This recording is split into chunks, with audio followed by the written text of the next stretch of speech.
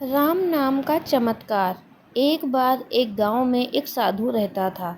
वह सारा दिन राम राम जपता रहता था और ढोलकी बजाकर कीर्तन करता रहता। उसकी कुटिया के पास जिस व्यक्ति का घर था वह उससे बहुत परेशान था। एक दिन वह व्यक्ति गुस्से में उस साधु की कुटिया में चला गया और कहने लगा कि तुम क्या दिन रात राम राम रटते रहते हो? तुम्हें कोई काम धंधा नहीं है क्या? हमें तो कमाने जाना पड़ता है। तुम्हारी ढोलकी की आवाज़ से मैं सो नहीं पाता।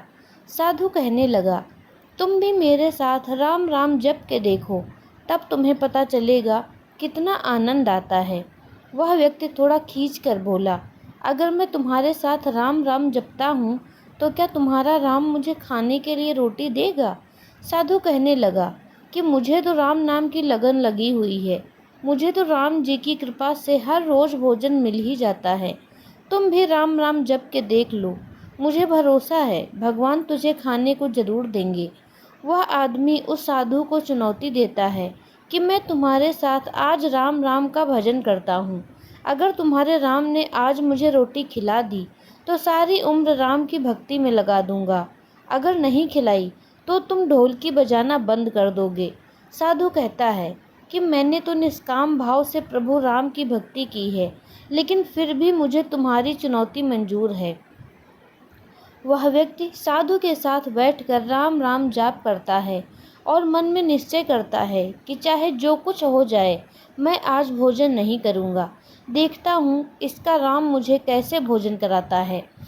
राम राम का भजन करने के बाद वह सोचता है कि अगर मैं अब घर जाता हूँ तो मेरी माँ और बीबी मुझे खाने को कहेंगे और मुझे रोटी खानी पड़ सकती है, लेकिन मुझे साधु को चुनौती में हराना है।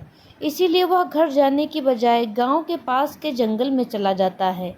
जंगल में एक पेड़ पर बैठ जाता है। वह सोचता है कि मैं सारा दिन पेड़ से उतरूंगा ही नहीं, अन्न का दाना भी नहीं खाऊंगा। इस तरह मैं साधु को हरा दूंगा और उसका ढोलकी बजाना बंद हो जाएगा। कुछ देर बाद उस जंगल से एक बंजारों की टोली गुजरती है। उन्हें भूख लगी होती है तो बंजारों का सरदार कहता है कि आग जलाकर यहीं पर खाना बना लो। अब खाना खाकर ही आगे बढ़ेंगे। खाना बनाकर तैयार हो जाता है। बंजारे खाना खाने ही वाले होते हैं। इतनी देर में बंजारों को सूचना मिलती है कि पीछे से डाकू आ रहे हैं। तो बंजारों का सरदार कहता है कि हमें यहाँ से चले जाना चाहिए। डाकू हमारा सब कुछ लूट सकते हैं। वे बंजारे खाना वहीं पर छोड़कर चले जाते हैं। वह आदमी पेड़ पर चढ़ा सब कुछ देख रहा था। कुछ समय बाद डाकू वहाँ पहुँच जाते हैं। भोजन को देखकर डाकू कहते हैं कि खुशबू तो बहुत अच्छी आ रही है, लेकिन यह भोजन किसने बनाया और बनाने के बाद खाया क्यों नहीं? कहीं किसी की चाल तो नहीं हमें फंसाने की? हो सकता है इस भोजन में जहर हो। इस समय डाकुओं के सरदार की नज़र उस व्यक्ति पर पड़ी। वह उसे नीचे आने का आदेश देता है। डाकू उस व्यक्ति से पूछते हैं, हमें मारने के लिए क्या भोजन तुमने बनाया है? वह बेचारा मिन्नतें करता रहता है कि मैंने यह भोजन नहीं बनाया, इसमें जहर नहीं है, यह भोजन बंजारों ने बनाया है। आपके आने की खबर सुनकर वह यहाँ से भाग गए, लेकिन डाकुओं के आगे उसकी एक नहीं चलती। डाकू उसे कहते हैं कि तुम्हें यह भोजन खाकर दिखाना होगा, क्योंकि हमें लगता है कि तुमने ही यह भोजन बनाया है और इसमें जहर मिलाया है। अब तुम ही सबसे पहले यह खाओगे। वह जिद पर अड़ा रहता है कि मैं भोजन नहीं खाऊंगा, किसी कीमत पर नहीं खाऊंगा। डाकुओं का शक और गहरा हो जाता है।